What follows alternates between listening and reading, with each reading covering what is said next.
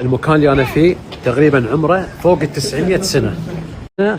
كاينه 300 عائله ديال السكان القصبه مسلمين، وكاينه 60 عائله اجانب فرنسا. هذا قصب السكر. انا ندخلك البيت عندي وتشوف الوالده والوالد العائله. محسن خلني أتكلم يا محسن يا أخي، خلني أتكلم. براوه باللوز. وأنت؟ شكرا. هذه اول مدينه في القصبه، قصبه الودايه اللي مرابطين. وهذه كانت اول محكمه في شمال افريقيا اللي كانوا يحكموا فيها القراصنه. وهون كاينه ايه قرانيه مكتوبه بالخط الكوفي، والخط الكوفي فقط يتكتب في القصور. المكان اللي أنا فيه تقريبا عمره فوق 900 سنة.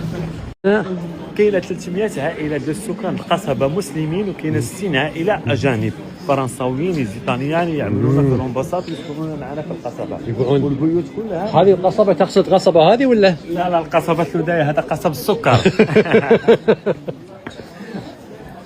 والبيوت كلها مبنيه بالطين وبالخشب العرعار والحجر. ما يستعملون مكيفات، مكيف طبيعي في الصيف بتكون بارده وفي الشتاء بتكون دافيه. إن شاء الله بيوت هاي كم عمرها هاي البيت؟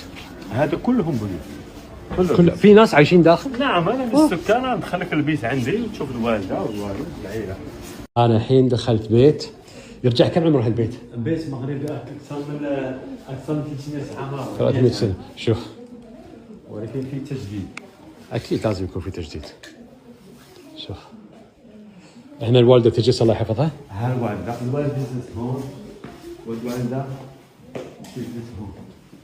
هذا مكانها. الله يعطيها الصحة. تلفاز أهم شيء التلفاز. ها وهون نافوره. ايوه طيب ما لازم كل بيت مغربي لازم في نافوره. لازم. نعم. الله يعطيكم الصحة. تطلع فوق تلاقي تشوف قدامك المحيط، تطلع فوق تشوف المحيط. محسن خلني أتكلم يا محسن يا أخي، خلني أتكلم. طيب. عليكم سيدي. وعليكم السلام. هذا ايش؟ هذا حلويات تقليديه مغربيه. هذا جوز الهند. لا قول لي هذه ايش هاي؟ هذا جوز الهند. جوز الهند. وهاي؟ كعب الغزال بسكر. كعب الغزال بسكر. وهاي؟ مثل كعب الغزال نفس الشيء. وهذا؟ هذا باللوز مكرون باللوز. وهذا؟ كعب الغزال المشهور في كعب المغرب. الغزال. وهذا؟ براوه باللوز. وانت؟ شكرا. الحين بوديكم صوب سيارة ثانية نفس المكان في الحديقة الأندلسية. يا محسن خلني أتكلم كلمتين. زين. في الحديقة الأندلسية اللي أنا فيها الحين، تشوفون المكان، تشوف قدامك الحامض هذا. إيش قلت عن الحامض؟ بس لا ما تاخذه بس قول لي. ما نبي نخرب. شوفها. شوف هذا قدام. هذا بيت ياخذونه وياكلونه. هذا الحامض قدام، اسمه الحامض. ها؟ ليمون. جننتني. هذا قلنا الليمون. هذا لا مش هذا اللي هناك الليمون. ليمون عطر. هذا ليمون اكل. اوكي ماشي. هذا ليمون اكل وهذاك ليمون وهذاك ليمون عطر. خلاص. هذا في فرحان الشجره كذا فرحان. نعم. اذا شفت هذه الشياره قدامك، هذه يسمونها شياره الليمون. خذها بهالطريقه. اوكي. وبعدين بقول لك شو تسوي. محسن امسك كذا بس دقيقه وفكها في يدك. هذه عباره عن عطر كانوا يستخدمونه تقريبا في 1600. اوكي القرن ال 16. الملك مولاي اسماعيل.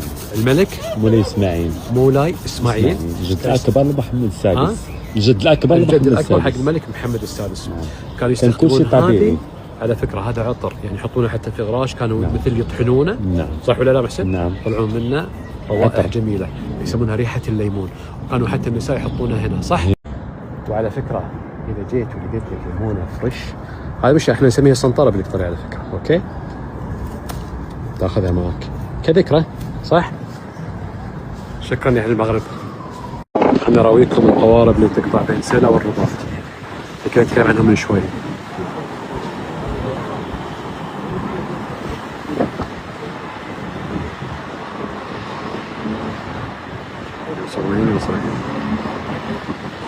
هاي الرباط وهاي سلا.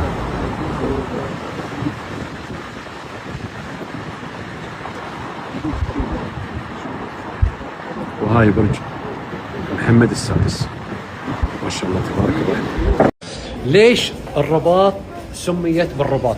الواد ابو رقراق اللي يفصل ما بين سلا والرباط، حيت سلا بنيت قبل الرباط، الرباط سموه رباط الخيل علشان كانوا يربطون القوارب يربطون الخيول في الكورنيش ويقطعون الواد ابو رقراق لمدينه سلا. السلام عليكم. هنا صح حبيب، حياك الله. يقطعون الواد ابو رقراق لمدينه سلا علشان يشترون الاشياء الغذائيه والملابس ويرجعون للرباط.